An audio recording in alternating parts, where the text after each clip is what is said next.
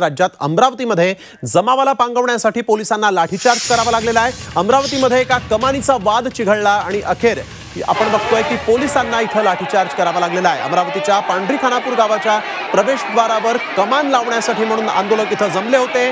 4 दिवसांपासून ठिय्या देत होते, परंतु त्यांच्या मागणीचं समाधान न झाल्यामुळे या आंदोलकांनी विभागीय आयुक्तांच्या कार्यालयात शिरण्याचा प्रयत्न केला आणि त्यावेळेस मात्र इकडे वातावरण जे ते नियंत्रणाच्या बाहेर जात असल्यानंतर पोलिसांना लाठीचार्ज करावा लागला। पोलिसांवर देखील दगडफेक करण्यात आल्याचं आता सांगण्यात आलेलं आहे। पांढरी खानापूरमध्ये कमान लावण्याचा मागणी या सगळ्या जमावाची होती, या आंदोलकांची होती आणि या मागणीसाठी म्हणून गेल्या 4 ते 5 दिवसांपासून हे आंदोलक इथं ठिय्या आंदोलन करत होते।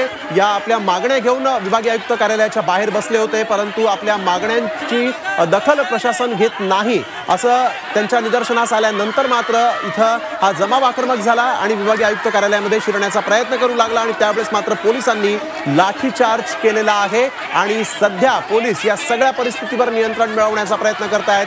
पोलिसांच्या लाठीचार्जमध्ये काही लोक जखमी झालेले आहेत, तर पोलीस देखील जखमी झाल्याचं सध्या कळत आहे। अमरावतीमध्ये सध्या वातावरण तापलेलं आहे।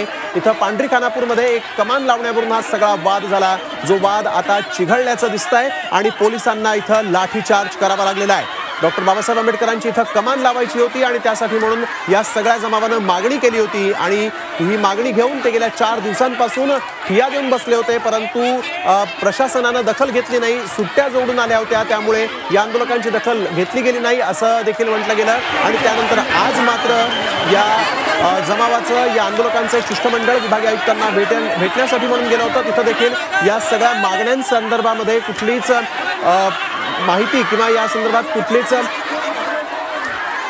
कुठलीच माहिती किंवा या सगळ्या आंदोलनाच्या मागण्यांसंदर्भात प्रशासकीय अधिकाऱ्यांनी समाधानकारक उत्तर न दिल्यामुळे हा सगळा जमाव जो आहे तो आक्रमक झाला आणि विभागीय आयुक्तांच्या कार्यालयामध्ये शिरण्याचा प्रयत्न झाला आणि त्यानंतर पोलिसांना लाठीचार्ज करावा लागलेला आहे।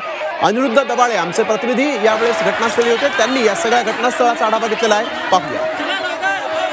अमरावतीच्या विभागीय आयुक्त कार्यालयावर मोठ्या प्रमाणात दगडफेक जी आहे ती करण्यात आलेली आहे आणि आता जर पाहिलं तर इथे आपण ही गाडी जी आहे ती अग्निशामक दलाची गाडी पूर्णपणे तोडफोड करण्यात आलेली आहे। मोठ्या प्रमाणात दगडफेक जी आहे ती झालेली आहे। आपण इथे पाहू शकतो हे जे दगड आहे हे संपूर्ण विभागीय आयुक्त कार्यालयामध्ये दगड जे आहे ते आलेले आहेत आणि आंदोलकांनी मोठ्या प्रमाणात इथे तोडफोड केलेली आहे।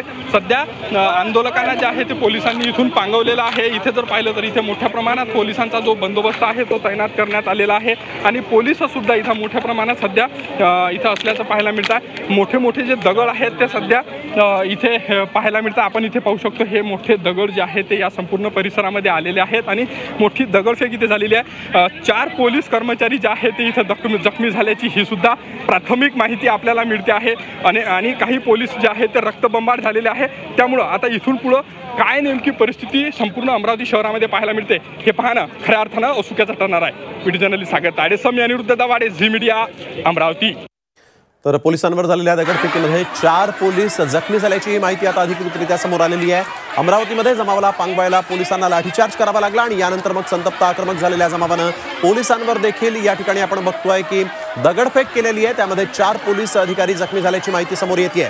अमरावतीमध्ये आज आपण बघतोय की 4 दिवसांपासून जमावानं आपल्या मागणीसाठी म्हणून विभागीय आयुक्तांच्या कार्यालयाबाहेर आंदोलन केलं होतं, ठिय्या दिला होता। 4 दिवसांपासून हे आंदोलक आपल्या मागण्या घेऊन विभागीय आयुक्तालयाच्या कार्यालयाबाहेर बसले होते, परंतु आपल्या मागण्यांची प्रशासन दखल घेत नाही हे जेव्हा त्यांना कळलं त्यानंतर मात्र हा सगळा जमाव विभागीय आयुक्त कार्यालयामध्ये शिरण्याचा प्रयत्न करत होता आणि त्याच वेळेस पोलिसांनी या आंदोलकांना रोखण्याचा प्रयत्न केला आणि थेट लाठीचार्जला सुरुवात केली आणि यानंतर जमावानं देखील पोलिसांवर दगडफेक केलेली आहे, ज्यामध्ये 4 पोलीस जखमी झालेले आहेत। परंतु यावेळेस आपण बघतोय अमरावतीमध्ये ही सगळी परिस्थिती नियंत्रणात आणण्यासाठी पोलिसांना तुर्तास यश आलेलं आहे। या ठिकाणी जे आंदोलक जमा झाले होते, जे आंदोलन करत होते, दगडफेक करत होते, त्यांच्यावर अश्रुधुराचा नळ काढण्यात तसंच पोलिसांनी पाण्याचा फवारा देखील मारलेला आहे। या सगळ्या आंदोलकांना इथून पांगवण्याचा प्रयत्न देखील झाला आणि त्यासाठी पोलिसांना लाठीचार्ज करावा लागलेला आहे।